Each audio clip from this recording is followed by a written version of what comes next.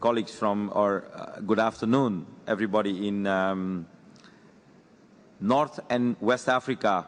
I know I have quite some friends out there as well, and it's my pleasure to welcome you all to this very special session, and being here with the director of the Water Tribune, which is a very sort of I would say, a marketplace for ideas, from early morning to late in the evening. Hundreds of people come by, we talk about all kinds of subjects.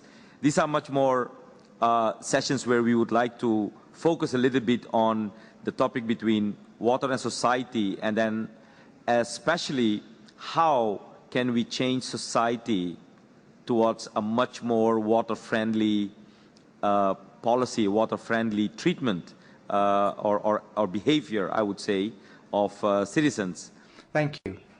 I'm a sociologist. I'm director in the CRNS. I work at the University of Paris 10, as well as in Tunisia. The problem here is that even today don't have access to this precious resource.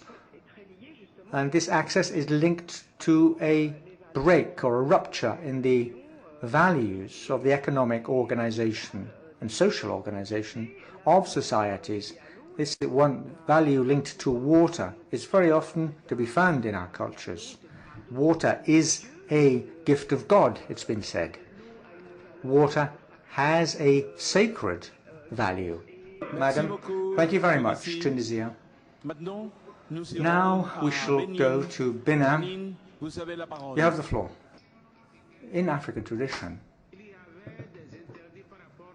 there were things you couldn't do with water, and water was given values. For example, in our region here, when an outsider comes along, the first thing which the outsider is given is water.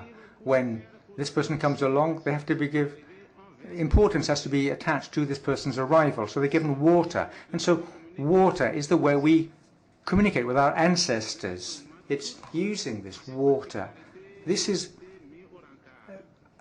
why it's become so important. Today, the younger generations don't really have a very bitty knowledge of these traditions, or what was done with water before. Water, therefore, has lost all its value. And the first thing we need to do, it seems to me, is to re-find the good things which existed in tradition, go back to our roots in order to find the real value which water had in our traditions. This would enable each of us to know that water is not something which is like water, something given, something to which we should attach important values. Thank you very much, Chairman. My name is Alma Monnier. I'm the coordinator of the National Water Association in Benin. I believe that the issue here at the heart of this video conference is shared between all of us. Basically, it's contamination and misuse of water sources. I believe that this is an issue, and if we've worked on a great deal in Benin, particularly in the National Association, and as the previous speaker said, I believe that in our societies we do have cultural values which have play a major role in our concept of water. Unfortunately, these cultural values are disappearing, and they are being strongly eroded, particularly because of modern conditions. What we thought to do is to go towards to document these values, these cultural values, in the different regions of our country, and to see how we can instill life back into them. I believe that water is sacred.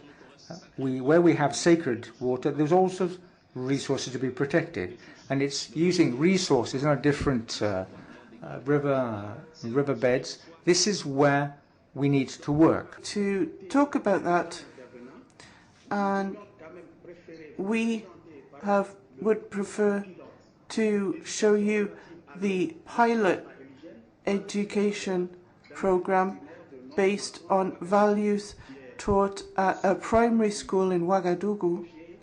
It's part of a project funded. Would anyone else like to take the floor in Burkina Faso? I'd like to add something, certainly. Burkina Faso is a landlocked country.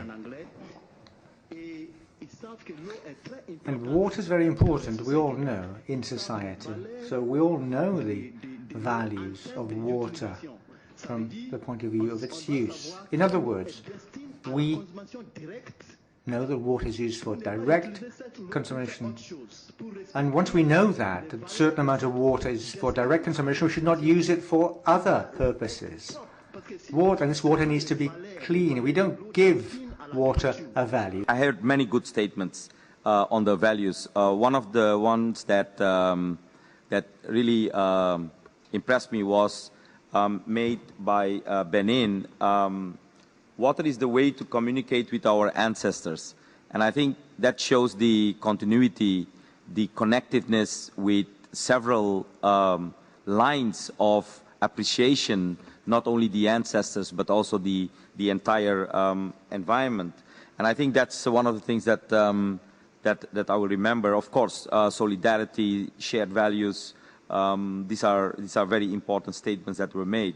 Given limited time, and given also limited budgets in many instances, what are examples of values you could concentrate, focus on in your respective countries that may lead to an acceleration of learning processes, perhaps also aided by innovative ways to communicate these values throughout society?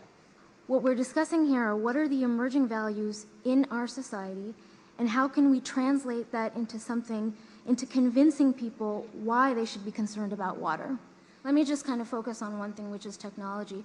I know that we talk about technology in abstract terms and we talk about it a lot of the time, but the reason why I want to talk about that is because I feel that the portion of people that do probably waste the most water have more access to technology. So if we're trying to do a message within this subsection of the population, it seems that technology is the best way of approaching it. There are two themes that I think are important. One is frequency and one is simplicity. It's having a message out there that's very, very simple: save water.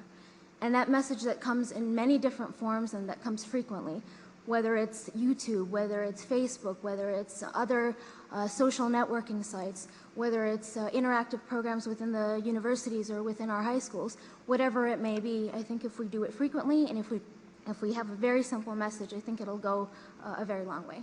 And in particular, we've worked with a number of groups all over the world who have initiated, for example, in Peru, the ombudsman, which is part of the government, they initiated a way to get consumer feedback, which is a way to get the respect from the citizens. The citizens have a voice and they have a right to say how they feel about what is happening and to give their grievances to the government. So I think that it's not only an issue of civil society holding these values. A lot of government officials are showing that they hold these values as well and are using them in different value-based initiatives. And I think that in terms of the issue of paternalism, I would, turn the floor to these countries to ask them if their core values are connectiveness and honesty and in respect and integrity and responsiveness. Because again, as I'm seeing in the work that we're doing in these different countries, all of these initiatives are based on those type of core values that are now taken and used in different initiatives, both to change policy, to change behavior, to change on different levels.